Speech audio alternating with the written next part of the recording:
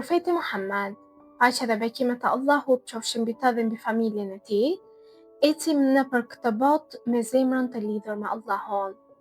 Ai nuk na premtoi një jetë pas prova, por na tregoi se si duhet të sillemi kur provat na vijnë.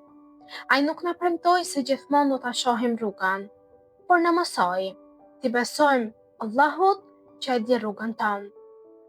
Profeti nuk na premtoi se njerëzit gjithmonë do të jenë me ne, por na mësoi se nëse Allahu është me ne, nuk jemi kur vetëm. Dhe ndoshta, pikërisht këtu qëndron mesazhi më i bukur që duhet ta marrim me vete në këtë Rabiul Awal, është se të mos kemi frikë nga rruga dhe ecja vetëm, sepse nuk e di se ku përfundon. Nëse je duke ecur drejt Allahut, çdo hap i sinqert ka vlerë.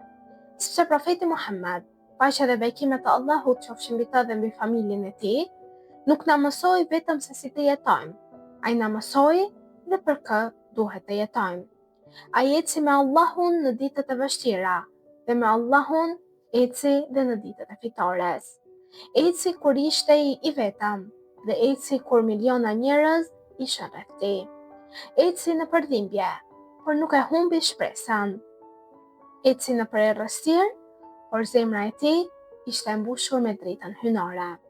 Prandaj, në këtë muaj të bekuar, në muajin Rabiul Awal, le ta kujtojmë profetin jo vetëm me gjuhën tonë, por edhe me zemrën e veprat tona.